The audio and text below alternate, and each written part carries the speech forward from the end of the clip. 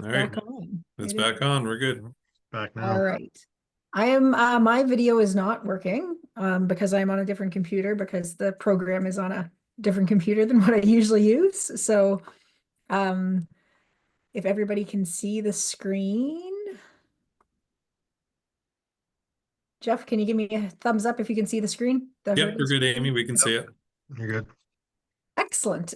So yeah, my name's Amy Higgins. I do a lot of things with the Beef Council, and you've heard me on probably on a few different occasions talking about some different beef related things. But today I am putting my farmer hat on and presenting on data management software that we've been using here for the last couple of years, called Herdley.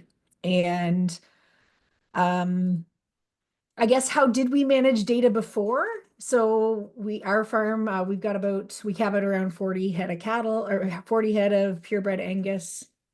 And so typically, I mean, since the 80s, dad had been recording registry information, breeding dates, all of that kind of stuff. The He's been a part of the Angus performance program for quite some time. So submitting weaning weights and yearling weights and some of that data that the Angus registry likes to have for their genetic evaluation. That said, that was kind of kept in the calving books on paper on the breeding slips. So it was captured there. And then I don't know if you guys in Nova Scotia have this. I am in New Brunswick, but our provincial vet office has had for the last number of years these calendar books from Zoetis that they give away because Zoetis, that's their promo item. But these little calving books are an 8.5 by 11 sheet, kind of doubled out. You can see it on the right on the screen there. So we had started to write down just within the book when things were happening and where. So if we were treating something, that's kind of where it went. If it was something that wasn't associated with some of the breeding records. Um, and when my brother and we started kind of doing a calving due date list. So before calving season, we would take all of the breeding slips, put it into a spreadsheet just to kind of give us an idea of who was calving when and what that order of operations might be. We used to do it with a pen and paper, but Excel is a wonderful thing. So that's kind of how we were managing things before.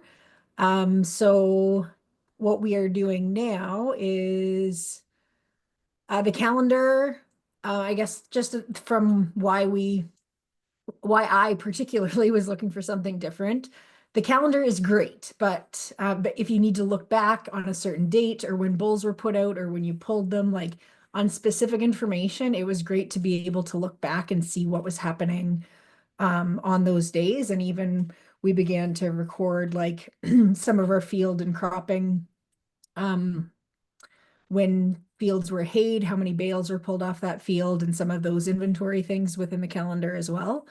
And then the data we collected for the breed registry was great, but to a certain point, because it was the contemporary groupings that that genetic evaluation needs to do because of the, rigor of trying to take away environment to create their expected progeny differences. So we were doing all of that tracking of birth weight, weaning weight, and had begun some docility, foot and claw, udder and teat scoring, but to kind of capture it all in a place where we could compare it and, like Katie said, really benchmark against ourselves was we just weren't doing it. We were collecting some information, but we weren't really using it to drive anything. And our breeding records were there, like again, the challenge of keeping records wasn't as big a deal because dad had been keeping them for years, so that change management was not very difficult. We were writing down heats in the calendar, like if we saw heifer calves even starting to cycle in the fall, we would start to record that so that we knew when they might be coming in once they did get into breeding season, and to kind of know that they had been seen in heat, and um, then marking before we start our breeding season so that you've got an idea of when you could be expecting for the next heat. And that's just a picture of the calves from last fall that went to the feeder sale. So in 2020, there was a data management pilot that the Maritime Beef Council had done. We needed a couple extra farms, so I signed up. Dad, and we did start with CattleMax. And I know I don't want to steal any of Nick's thunder, but it's a good program and there's lots of handiness there as well. They did have a claim that they were seamless integration with the Canadian Egg Association, which would have been real cool, but it wasn't quite the case. But at that time, the Egg Association was also changing some of their registry stuff, so they may have gotten that all sorted out. The next year, after I had a lot of people that bailed from the Egg Sites Bio, they said they didn't want to do that particular program anymore. I said it couldn't be that bad. And anyways, that particular program is no longer available, and there is an improved version I haven't yet tested. And then 2022, and that last year of that pilot project, we flipped over to Herdly. And long story short, both of those programs, Herdly and CattleMax, were great improvements over what we were doing. And the only reason I probably didn't, whichever one I ended with was going to be the one we kept on using, because I didn't want to go back and submit the last 2 years of data to to do an update, quite frankly. So either are good. Nick's going to tell you all about the CattleMax program. So into Herdly, and I've got a few minutes left. So into Herdly, the data management, we've got dashboards. There is an Android version, and you can set up the dashboard to tell you any information that you need. You can add events as a single event. So if you give one cow a shot of penicillin, you can list that. If you're giving the whole group of calves their vaccinations, you can pick a whole bunch of calves and then say that they were all given 2 cc's of Bovishield or whatever the case may be. Mating events, exposure events, you can put notes in, movements, preg checks, attribute updates, removal from the herd. You can track your sales history, where they went, all sorts of stuff.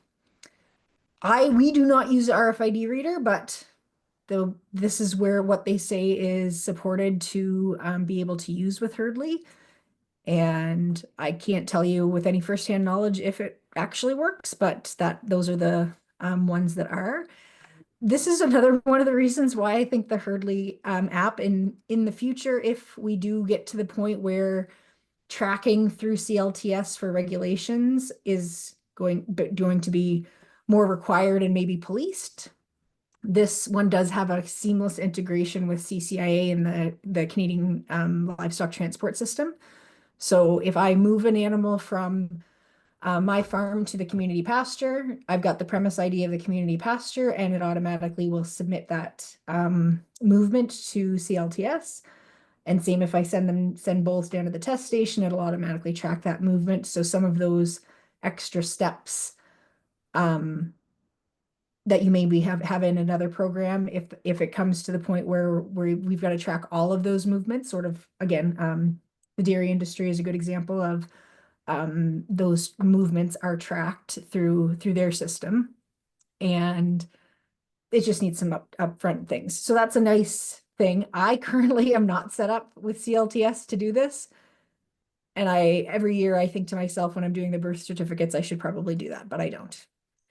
Or have not at this point, maybe this year. So as Katie said, year-to-year performance is going to be really important to track. And now that I've got a few years of data coming into this, from a weaning weight perspective, I've got an average weaning weight, and that's just literally the day that we take the calves off that cow, we put them over the scale. What did they weigh? And then the adjusted weaning weight. So everything's being adjusted back to 205 days so that you're comparing apples to apples.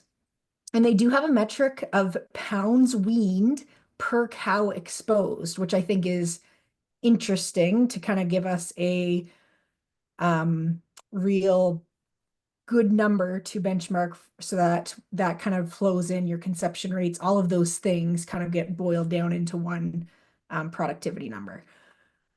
So all of those metrics are important. What you need to know what their drawbacks are. For example, average weaning weight. If I'm weaning a calf at 300 days because it went out to a pasture and didn't get home until November, then that calf is likely going to be heavier and their weaning weight is going to be heavier. So I always laugh about the 1,000-pound weaning weights and things like that sometimes get reported because I don't know how old those animals are. It's really got to be the adjusted weaning weight. Um, and then profitability, I did mention that. So that is something that, and I think Katie mentioned the metric of 545 pounds weaned per cow exposed as one of those benchmarking pieces. And so you can see there was a couple years there that we were below that. This last year we were in that neighborhood. And these last 2 years we did do a lot of older cow culling as a result of them not necessarily getting the breed up. Or we exposed them and then decided we were going to ship them. So they might have been shortbred because they were 15 or 16 years old. This is the dashboard, and you can it's got a very nice visual to it. Weaned calf per cow exposed, and you can kind of see the trend lines as they go. And as more years start populating in, I think these graphs will look more and more interesting. They were very boring the first year or two because it was just one data point and didn't really show you very much. Calving interval is also a dashboard item. So like Katie had mentioned, and because we do a lot of AI, and then we've got almost 2 different calving seasons, but they're not distinct enough. So anyways, I digress. I'd like to tighten it up, but here we are. So the pros, it is relatively inexpensive for small herds. It's got the integration with the Canadian Livestock Transport System. There's an app for mobile use, can have multiple users. So like my 14-year-old niece has a view only on her phone so that she can't edit anything but can look. Can export reports easily. Any technical question has a helpful explanation online. Some of the cons, you have to keep up with your inventory or else you'll be charged for cattle that are still there. And then, yeah, I do have to upload separately for Canadian Angus Association, and that's just the way it is right now in my life. There's no Android app, it's just a Apple app. So like one of the folks had suggested maybe getting a secondhand, like an iPad or something for shoot side as a possible solution. We've just been writing things down on paper and then I'm submitting it after the fact. Non-tech savvy people on your farm may reject, like my dad does not use it, and that's okay. Some data I haven't figured out how to extract, and then there is not much direct talk to a human. Like Nick, when he mentions if you email CattleMax, they'll get back to you like a human's going to respond. Herdly doesn't have that kind of service, but at the price point, it makes sense. There is a free trial. There's some educational pricing if you've got students or anything that are at university that are there. They're going to give you something for free. And there is a referral ranch. So if you do want to test it out, drop me a line. I'll get you a referral code, and then you can get 30 days for free. And then I'll get 30 days for free. So it'll be a win-win-win. And then, do I have any time left, Jeff? I can submit because I had a calf last night that I haven't submitted yet. Yeah, if you want to submit that and just go through the process, I think we got some time for that. Okay. Okay, so here is the dashboard when you first like it, and it's got a little login. It'll synchronize if you have web access, and it'll hold things if you don't have web access. So here's the dashboard. There's a whole bunch of different things you can customize it to, and I added a whole bunch more just because I knew we were chatting about this tonight. Average, so we talked about the weaning weight, average age of dam at birth. So like, again, you kind of see where you're trending for age of your productive cow herd, that calving distribution, adjusted weaning weight, calving percentage, birth weight, even females. So it'll even tell you what your percentage of females versus bulls on a year-over-year basis is, depending on, again, like Katie said, if it's trash in, trash out, you've got to, if you put in the wrong information, it's going to give you the wrong information.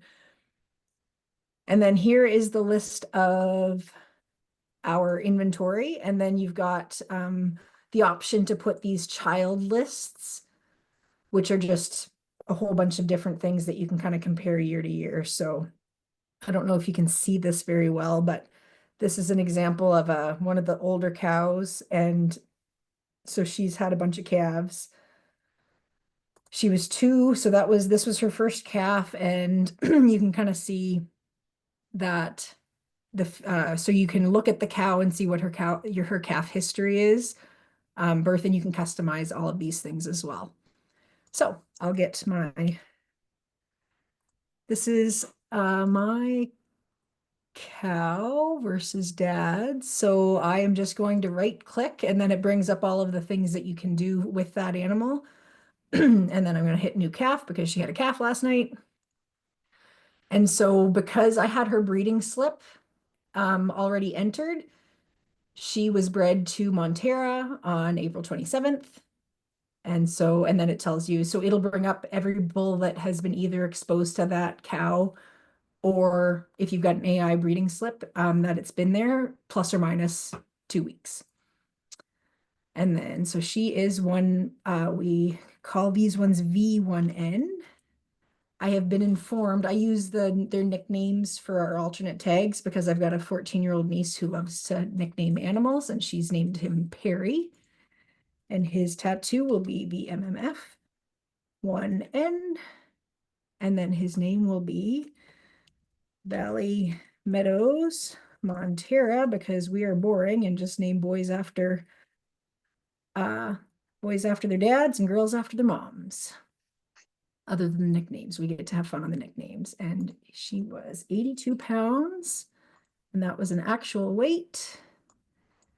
And he was a male. He was a black animal, and you can put a bunch of colors. So they've got black brockle, black goggle.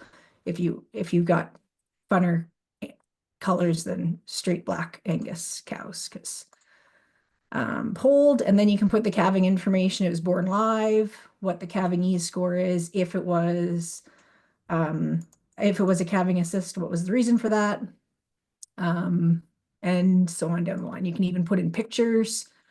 So if I replace a picture, I took that picture of him this morning, and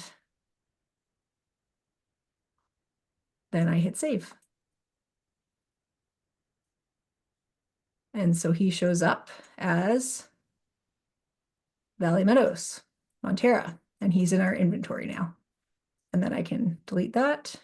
So if I go down to the bottom, so you can sort the birth dates and all that sort of stuff. So I've got him in here as January 30th. Once I do put an RFID tag number in him, he'll have an RFID number also tracked. And then you can see in this list, you can customize whatever you want to see, which is kind of nice. And then we track the birth weight. We try to collect udder suspension and teat size scores for the association when we can within the first 24 hours, 48 hours of them calving. If we do have the last known weight, so we do try to weigh all our cows when they come home in the fall. We don't get to it all the time, but at least we get get them over a scale once a year. And then I've got the adjusted 205, the daily average daily gain on that, and then the adjusted 365 if they've got a yearling weight associated with them. So that's me. I'm over time. Thanks, Amy. I think maybe we'll save questions to the end. We'll just hop on to Nick here next, if Nick's ready.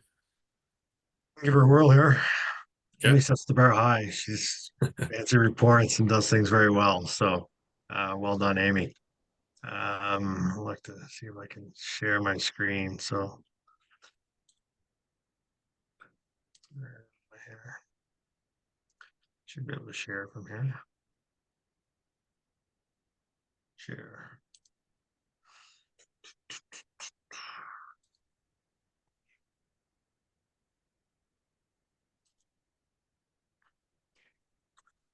Let's see, close down here.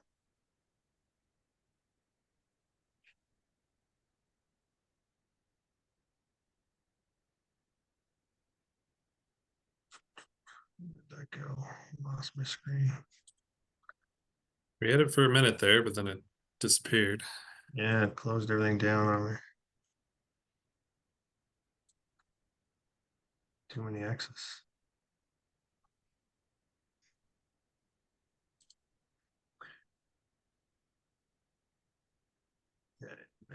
we should be able to put it back here.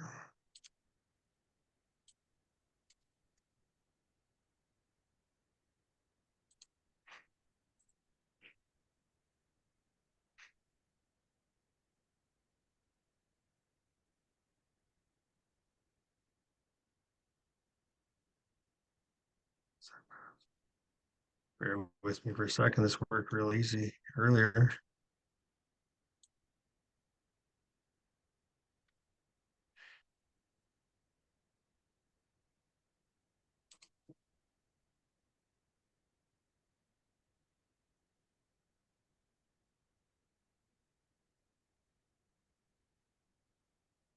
Okay.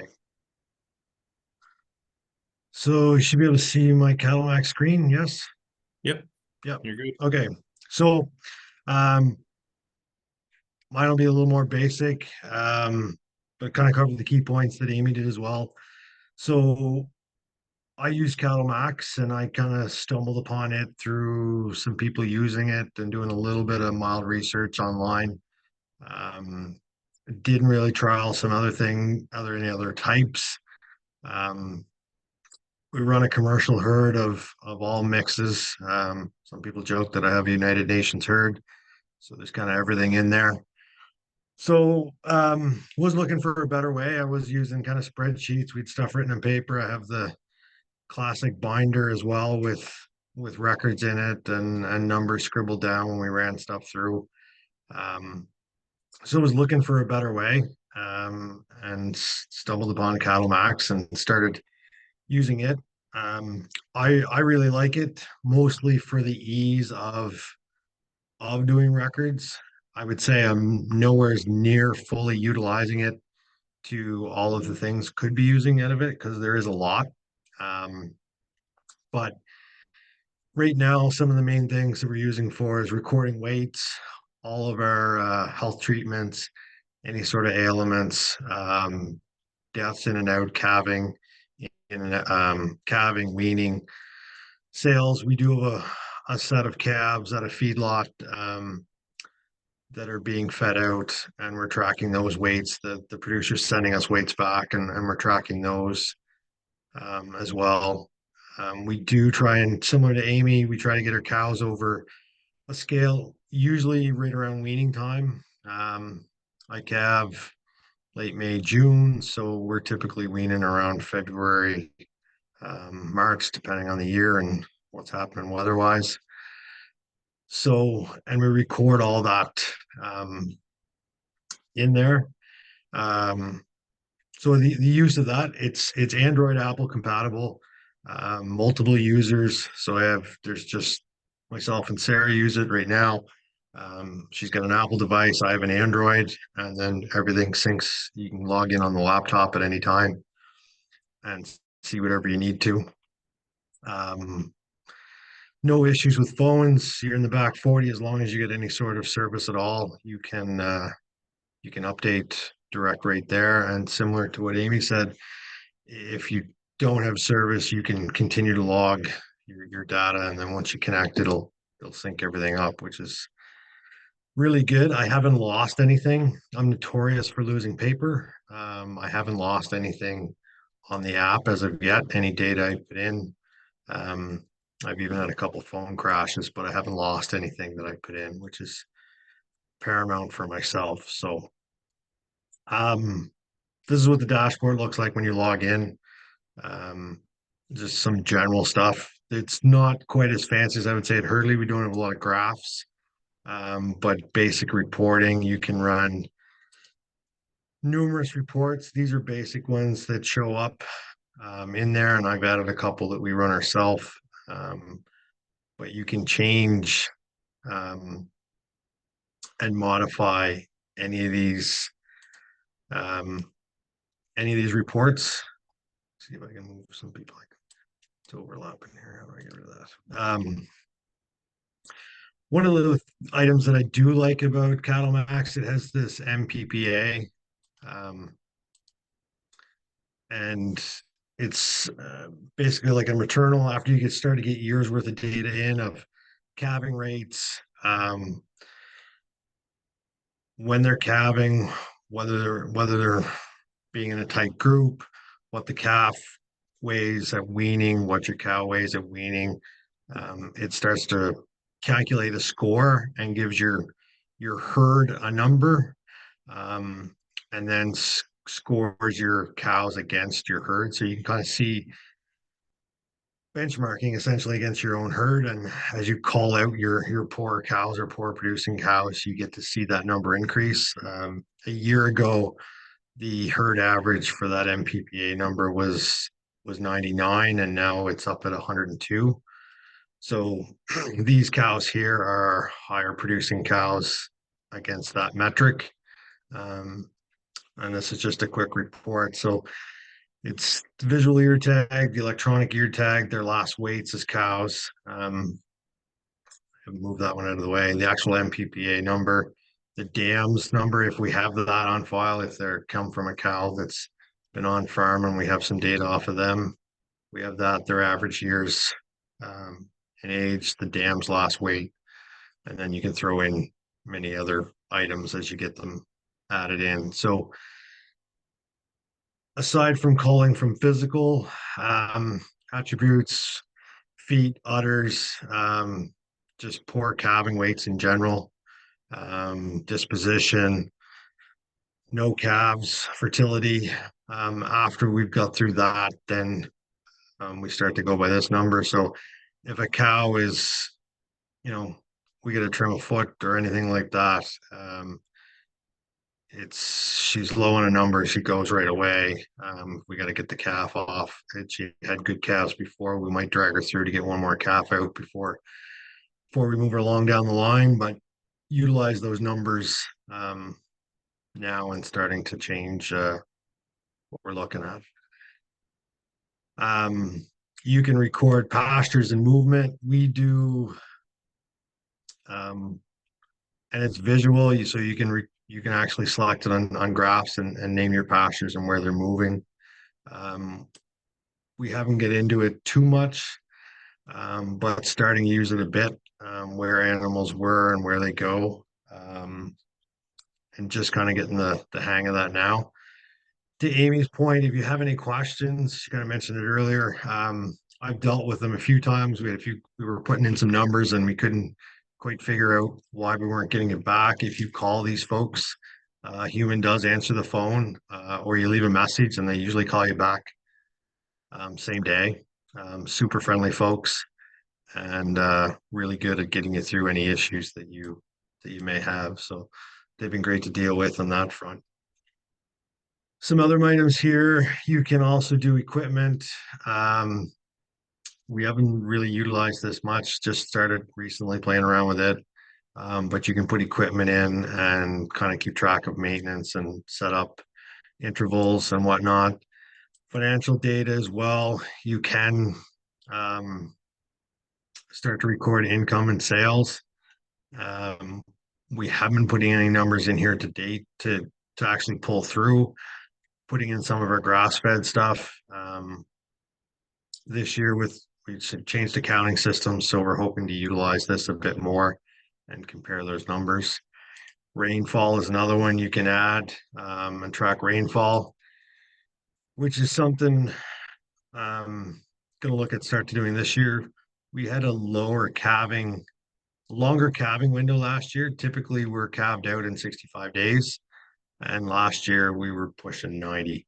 And I don't really know what happened. The bulls were fine and the cows that were late were never late before. So not really sure what happened, whether it was pasture or whether we had too much rain and the bulls weren't getting traction. Not really sure what was going on. Haven't found the reason yet. But it'd be something else that you can record. And then it's got calendars for putting reminders in. You can set tasks if you've got follow-up stuff to do. Our herd's not that big, so we haven't used that much. Contacts for folks that we've bought from and sold to and moved stuff around with. And then back at that general reports. I recently applied for our BPP or CRSB certification, and this software was paramount in getting through that audit because it had all of the records that they were looking for. So I'm semi-organized on a good day. So this helped a lot in that in going through that organization. When they came to the farm to do the audit, we walked through the cattle and talked to us about, when was this, what was that, got back to the house to go through some audits, and they asked about the particular cattle we talked about in the field, and we were able to bring up all of our vaccine records and then narrowed it right down to a particular cow they were talking to just by dates. And we already had all the records. To go back to the previous presentation, when we jumped on tonight, garbage in, garbage out, nothing in, nothing out. If you don't put it in, you can't get the data out. So that's kind of where it starts and stops. If you don't put it in, you can't get it either. But I find their app is very easy to use on the phone, and that makes it very functional for putting things in on the fly, walking through the field. And the edit weights, so you can change dates, different withdrawal times if you want to see withdrawal. Any animals that are in withdrawal pop up soon as you highlight over them if they have anything. And it'll tell you when that withdrawal date's going to expire. You can sort, like, these are just an average example here of different things that you can sort by. And then columns, you can search a large list of items to set up your own style of report. This is just a list of some of the things that can be in there. It's a pretty extensive list. This one is sorted mostly around treatments and then things you would want and related to that. The photo portion is kind of neat. We haven't got all of them photoed yet, but let's see if I can find one of them here. Somebody's got one. They should have. Let's go to all active cattle. Trying to think. 14 mice. Yeah, so you can photo animals. This is what a general page looks like of an animal and their activity. There's a general list. You can show the complete timeline. Anything that's green on here is a clickable link, so you can go to that particular event. You can go back and look at dams. You can look at previous breedings, offspring, and it gives you, average days, postpartum days, last calving dates, performance, if there's average daily gains, and then any health that's been treatments that's been done to that animal. So on the record keeping side, it's easy to use. So it's relatively easy to put those items in. If you do preg checks, we preg checked 1 year in 2021. We did everything at that. The last couple of years, we haven't. This year, we're gonna probably plan to preg check again because we're just suspect of some things that might have happened last year. And at the same time, do all of our weighing as well. So yeah, herd average, I thought it was 102. It's 101 right now, so it is moving up. Originally, it was 99 when we started putting numbers in. This particular cow, she's running a 104.4 against the herd average, so well above the herd average in that respect. So yeah, any questions, I guess?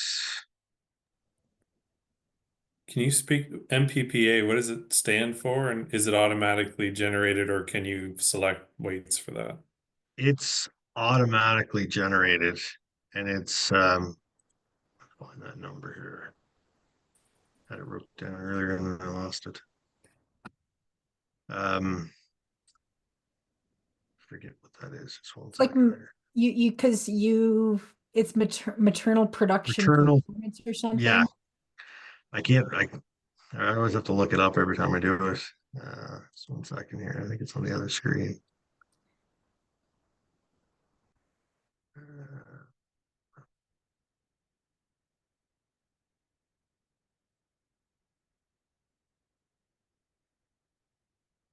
So it's automatically generated, Jeff, as you get years worth of data in at a time, year over year. And then as you move herds out, um, It's even more, so I just Googled it. yeah, M most probable producing ability. there we are. Yeah, And it is defined by the Beef Improvement Federation as an estimate of a cow's future superiority or inferiority for a repeatable trait such as progeny weaning weight based on a cow's past performance in comparison to her contemporaries, which would be the other people in the herd. yeah, Her past records, calving interval, and all that fun stuff. yeah. As within herd, right? So it's not anything outside, it's only the numbers that are within the herd that we're running. So but it is starting to move that number for us. So it's kind of neat seeing that number move year over year as we keep different animals back and select for different things. We're very low input, I guess would be the way to describe my operation. Um, so we're always trying to drive production up on very minimal inputs.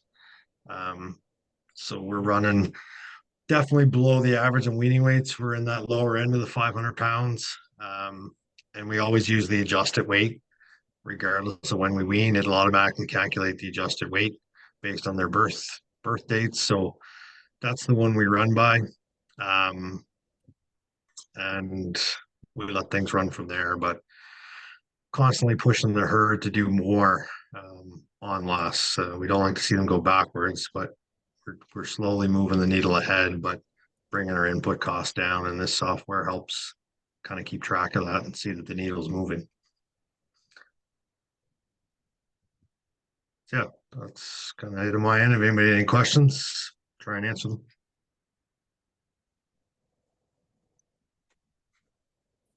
Perfect. We can always take some more questions at the end. Tyler, if you want to hop on now and share your screen.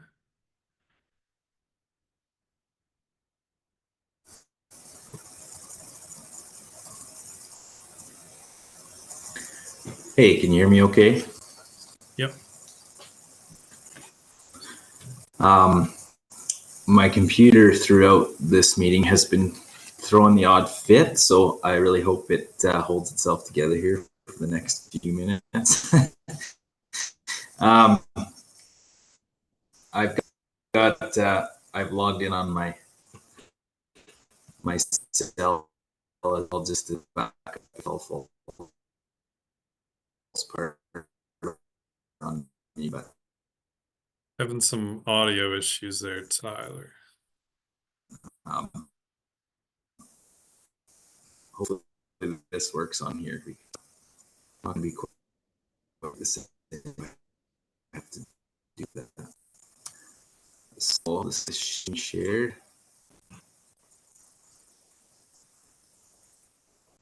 Oh, hang on the term video.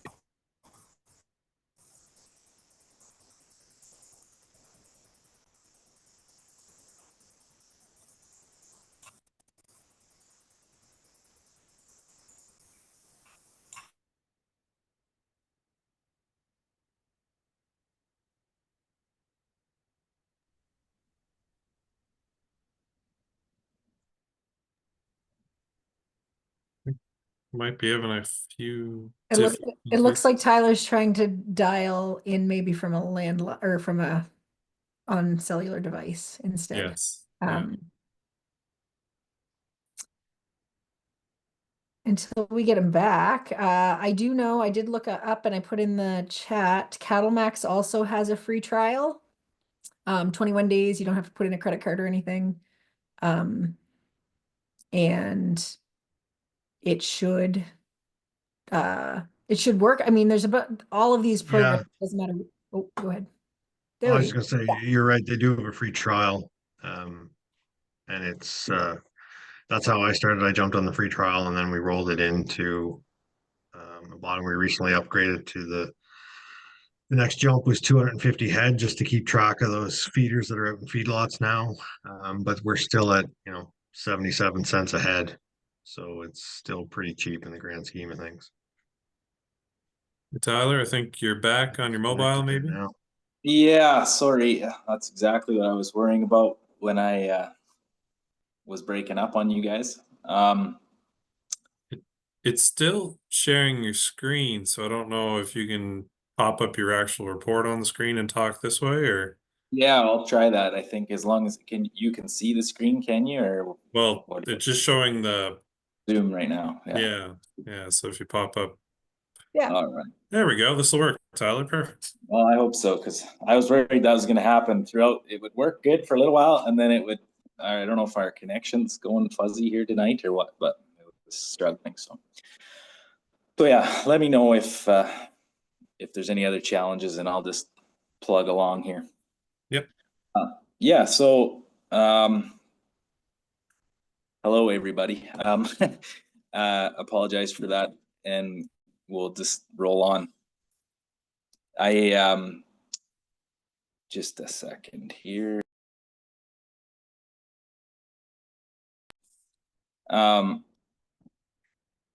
Sorry. So our farm is located. You'll see in the bottom there in near Tilston, Manitoba. So we're maybe the odd man out here tonight. But hopefully I can lend some insight onto how we do things here and give you guys some thoughts or considerations for data management on your farms.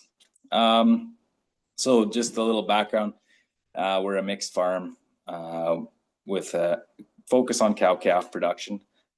We run a commercial Black Angus cow herd. We do background some calves. We're VBB Plus certified, and we also grow grains and oil seeds. Feed corn, alfalfa, other feed crops, barley. So we're kind of a diversified operation. And yeah, that's kind of it in a nutshell, I guess. So for record keeping and management, I've struggled with this topic for a long time. I don't know that I've really landed in the correct spot, but this is where I'm at the moment, and it seems to work all right. So we utilize a cloud-based system.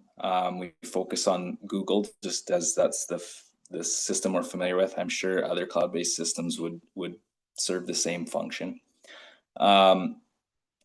And the three apps I generally use the most as far as record keeping goes are Google Keep, which is just a basic note keeping app, Google Forms, which you may have encountered if you get like a survey or a registration form link online or something like that.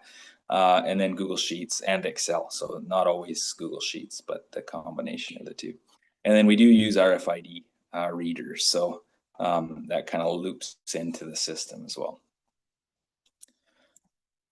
So what I'll do is I just jotted out sort of an annual cycle of some of the peak points where we would be capturing data. And I'll jump to a different screen as long as my computer will cooperate here and sort of show you how we go about collecting data throughout this cycle. So just as for a quick synopsis, I guess at calving, we're obviously recording calving events, which includes the dam IDs. And we try to capture the sex of the calf at that point in time, but we are a commercial herd, so we're not weighing calves. And quite often, to be honest, we're not even capturing sex. If we just capture the event and the dam ID, that's good enough for the time being. Shortly after calving season, we're going through a processing and branding time. That's where we really get all the data on the calf that we want. And then shortly after that, again, we're sorting for pasture, summer pasture, and breeding groups. So those cattle then, our data is captured one more time. Then throughout the year, I guess treatments would occur. Generally, a lot of the treatments seem to occur through that summer grazing season. So then we're recording those. And then in the fall, we preg test the herd. And then at weaning, which is they can be altered as far as timing goes, but generally we'll preg test and process calves and then wean calves. But we have processed calves first and then weaned at preg testing. That varies year to year depending on the season and the weather cycle and available feed resource and all those things. So, so I'll come back to that in a second here. So this is where I hope my internet can keep up. So we've got I just jotted down some notes so that I don't lose track here. So what I do for capturing data, I'll show you calving record book. So what we've done here is we've created a Google form as a calving record book. I don't know if anybody's ever done this, but it's pretty simple, especially if you've got a Gmail account or a Google account. You just search their Forms app. As with most things Google, it's very user-friendly, easy to enter, easy to sort through. This was probably the first thing I ever did on it, and it maybe took me 15 or 20 minutes. So it's pretty straightforward. This is the updated version, obviously for 2025. We don't calve till later in April, so we haven't had any entries yet, but this is what it looks like here. This is the background, so this is mine. I can change or add details in here, like the description on the form. I can update this for the next year if I wanted to make it for 2026. All those things you can do in the background. And in a nutshell, what it ends up looking like is a quick formatted form. This is the preview. So this is what it looks like when you want to enter into data. And this can be accessed, obviously being Google and cloud-based, from a tablet, from your phone. If you send it by link to email, it could be virtually accessible to anyone at any time. You control who gets it, but it could be, it's pretty useful in a place where there's multiple people or family or whoever that's taking care of stuff, easy for them to do. So you can just click on these things here. You format what you want it to look like. So obviously calving date, we selected a calendar. You would click a date on there. Well, I might as well go through this real quick. So we'll say, well, I don't know if I can do yesterday, but we'll do January 29th. We'll say a cow calved here, R2106. And she has a red tag. At home here, we utilize tag colors for different ownership herds and a couple other details. So I won't get into that, but you can add any details, any sort of parameter that you want to include in a form, you can add it in simply enough. You could add in different groups. We'll say that one was out of the main herd and had a bull calf. We don't know the RFID at this point in time, and no comments say. So then you would submit that. I don't know if I can submit from right here. And then what would happen is it records it in the background to a Google Sheet, which is an Excel spreadsheet. So throughout calving season, I can basically pull this up on my phone. What I do is I save the link to the form right on my phone's homepage. So it's just easy as open in Facebook. You just click on the form, type in a few parameters, really easy to enter on your phone specifically, where you don't write into the spreadsheet. Gets a bit tricky when you're looking for the correct cell and how to enter the formatting and that kind of stuff. It's all done in the background this way, and you don't have to worry about it. So that's a calving record book, which generates just a basic spreadsheet that has all those parameters that you just saw. We also use forms for, say, animal treatments, shipping records, and death and euthanization. I know some of those things we maybe weren't talking about as far as the benchmarking goes earlier, but the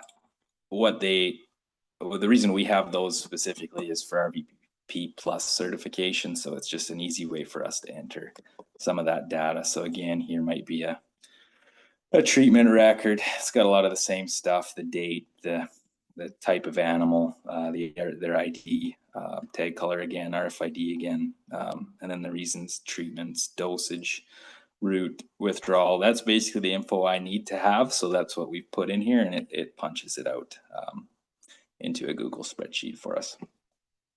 So that's the forms component, I guess. And again, we use that primarily at calving, or say as an animal treatment record. Once we get into processing, let me see where I am at here. For processing, we generally use our RFID scanner. So when we're at a branding time, all of our calves will receive a RFID tag, as well as vaccines and any other castrations and that kind of thing. So that goes in at that time. We tag them and then we scan them with the RFID scanner.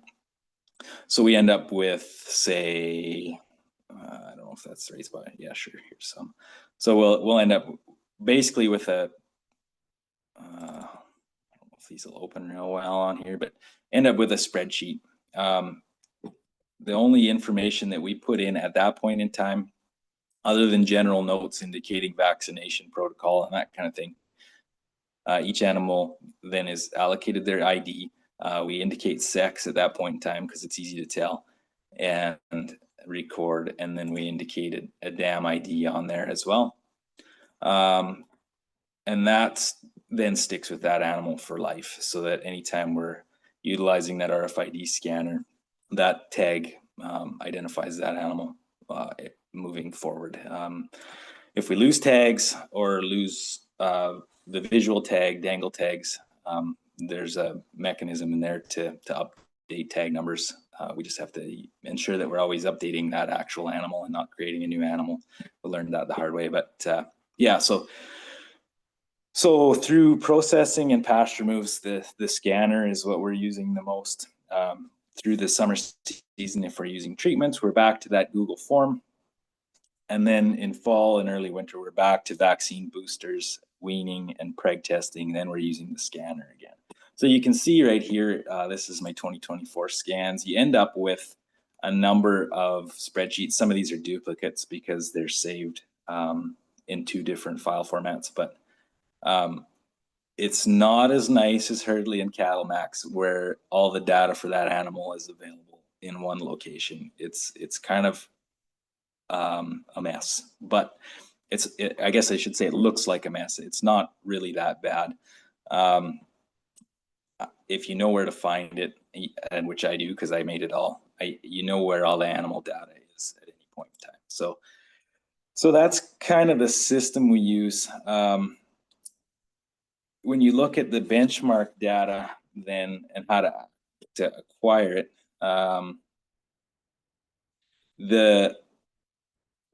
the stuff that was discussed in the earlier presentation, things like conception rates, we know based on our herd groups at pasture season how many cows were exposed. And then so when we do preg testing, we can just take those 2 spreadsheets, quickly copy and paste them into a spreadsheet and calculate our conception rate. The length of the calving period we control by pulling bulls, so all of our cattle are exposed to about a 60-day breeding season. Our heifers we generally expose for less. I think this year they were about 50, but we were shooting for 45. So 3 cycles they're exposed for, so we know that we're not going to have calves any longer than 60 days. Any cows that aren't bred in 60 days are called as opens. Our bull to cow ratio is pretty flexible. I don't.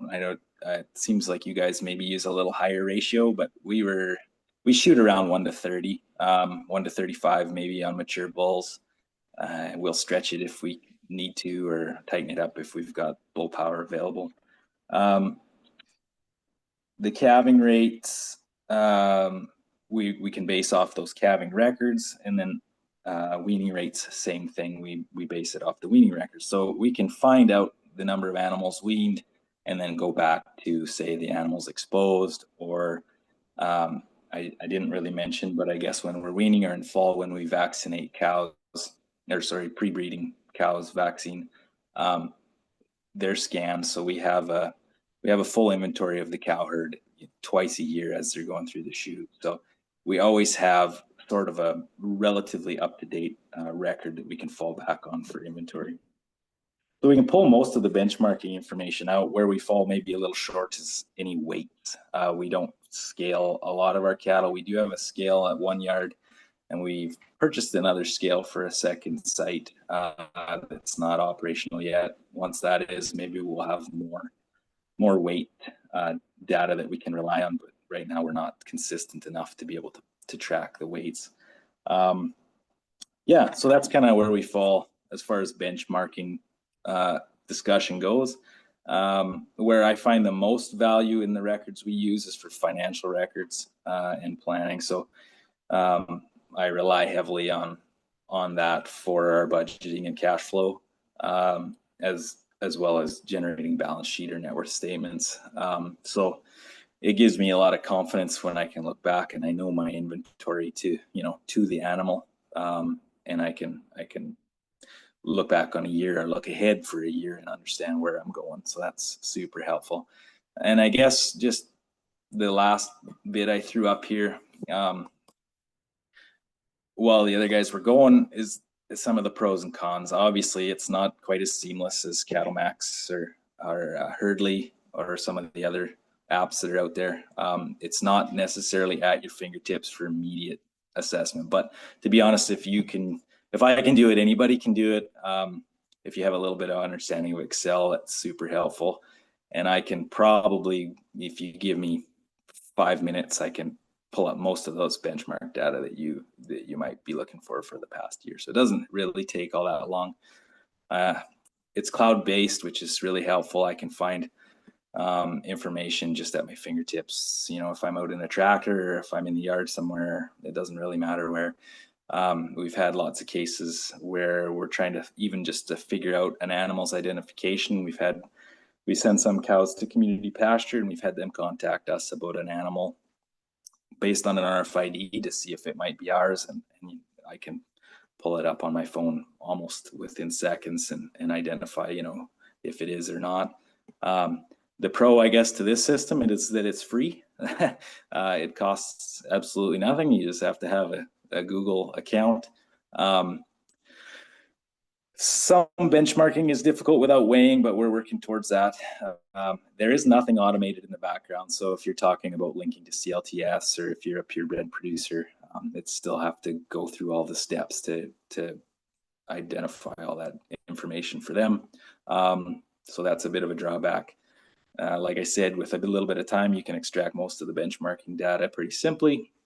And I generally really rely on it for financial planning. And that's, to be honest, the driver that keeps me doing it consistently, is just knowing that without it, I would struggle with, cash flow management and budgeting and that kind of thing for the years ahead. So that's where the real value in collecting the data for me is.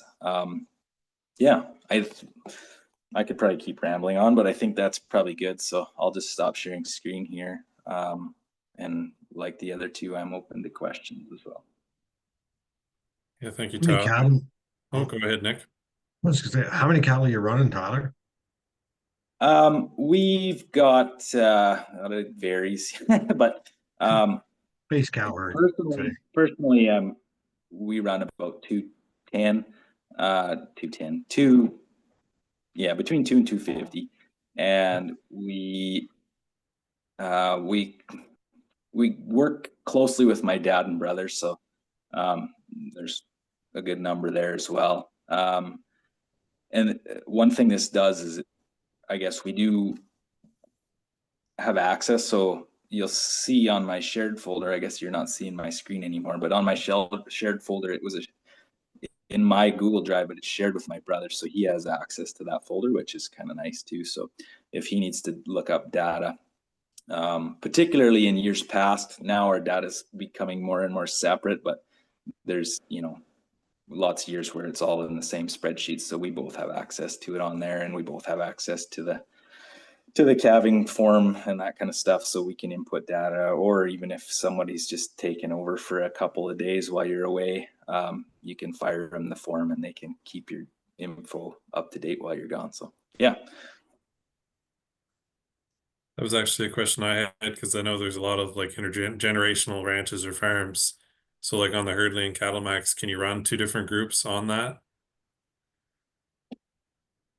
We had a mixed group this summer. So we had mixed in, we went to a pasture and we had joined up with another young fellow that wanted to run some cattle with ours from the grass. So we put his in and weighed his cattle going in on grass and weighed them out separately and put them in as a separate group and tagged him as an owner, but they sit in under our total herd count. So we we can identify them as him as a separate owner. So when we run reporting, we just pull out his name and separate them out that way. Okay. And for Herdley, so I can have different accounts. So like Anna can log in because she's got a separate login to view the information. My cows and dad's cows run together, but um you can assign ownership. So dad's cows are 100% owned by him. My cows are 100% owned by me. In some cases in the past, we've had that I own 50%, he owns 50%. So you can actually, if you've got any percentage ownerships, you can keep track of all the percentage ownerships. I mean, it doesn't happen very often with us, but it's doable so that each cow you've got that assignment of ownership.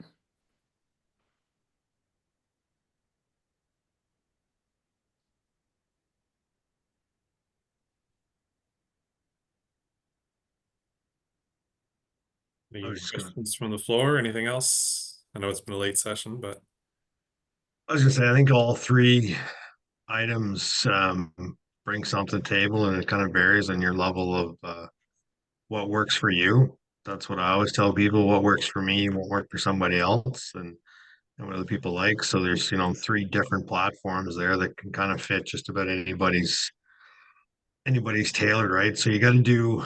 I always find with anything, if you don't like doing it, you don't enjoy it, and it's not something that you feel comfortable with, you're not going to use it, right? So if you find what's comfortable and what works for you, that's what's going to give you the most data back because you're going to want to use it, right?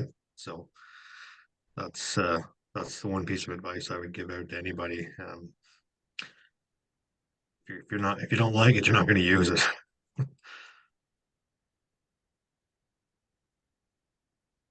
yeah, I think Alicia just made a good point there too. It doesn't matter what system you use, there's going to be some upfront work. Like you got to enter your coward, you got to enter a lot of initial data. Then once it's built, it's not as bad. You can build off of these systems. But like Tyler's presentation with the Google Forms, I think that's the coolest thing. When you're in the field, you can just pop it in. I think that's super neat. Yeah, but they Yeah, all have yeah, it was different. super. That the inputting the data like into say a CattleMax or whatever is kind of what's always scared me off from starting. And I know they offer free trials and stuff, but it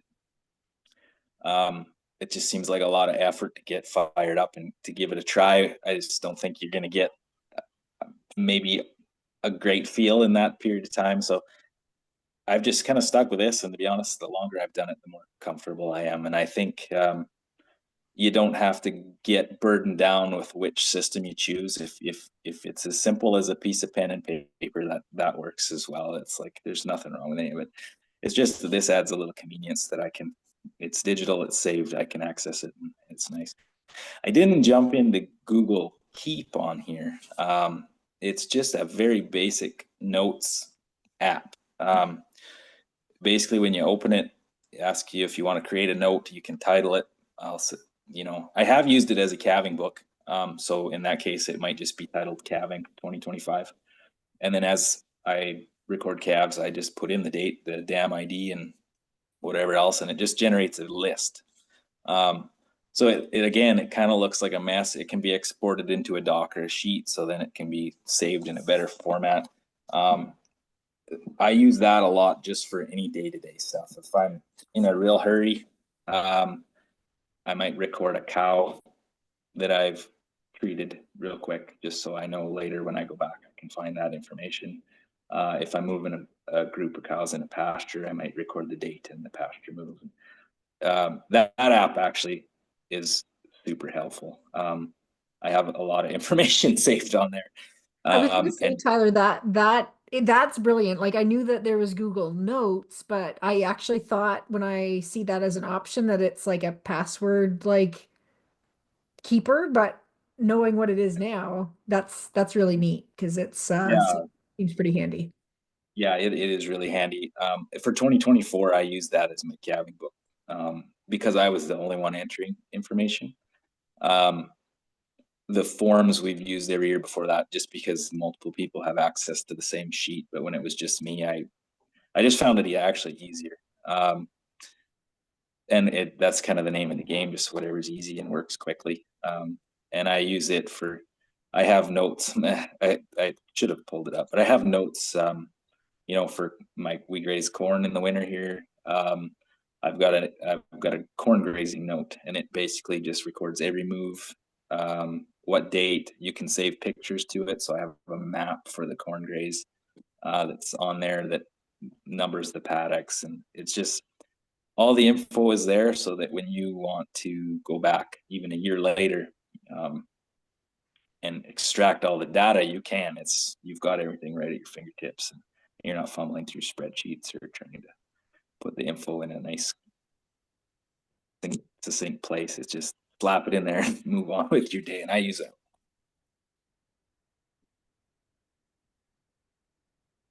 I have a comment, if you can hear me. I use Google. I use Google Sheets as well. We have a very mixed operation. So I have Sheets for almost all of our logs, but I also, I have a manager who takes care of the livestock on pasture. And he just does a picture at birth with the mom, making sure I get the ear tag, the calf, the ear tag, and whether it's male or female. And he sends that to me on WhatsApp. And so then I've always got that to go back to. And I just find that helps me a lot to have the picture and the visual and all that information in a picture and a sentence. Then I input it into Google Sheets. But it's just an easy way, something that he can do right when he's in the field. Yeah, that's a good point too. The biggest thing is with a lot of this data collection, if it doesn't happen when you're doing it, it often gets forgot. Because I don't know how many times we've all said, I'll enter that when I go back to the house, or That's I'll right. enter it tomorrow. It never happens. So That's right. yeah. If I could do stuff from my phone, like out just walking through pastures, 90% of it wouldn't get there. Be back to the pen and a little notepad or pen on your hand, one or the other. So Yeah, I had a bad track record with that. I tend to lose them before I get back home. perfect. Any other questions, guys? And girls, this has been great discussions. I get the only note that I guess I'd have if anybody's got any questions is if you're not taking any records, don't, like Katie had a good point, like reach out for help.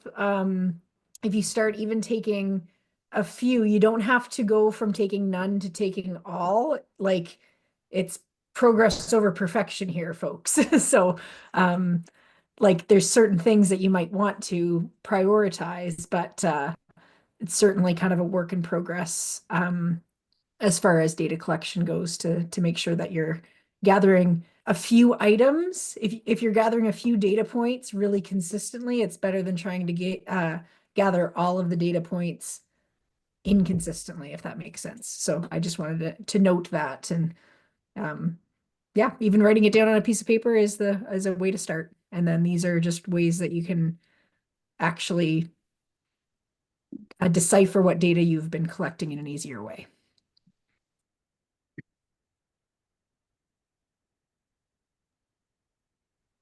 Okay, well, I'd like to thank everybody for joining us and sticking around. Any last questions, or are we calling it? I want to say thank you to our speakers and thank you to Katie for allowing us to hijack your benchmarking session as well. It was good. I'm glad we did it.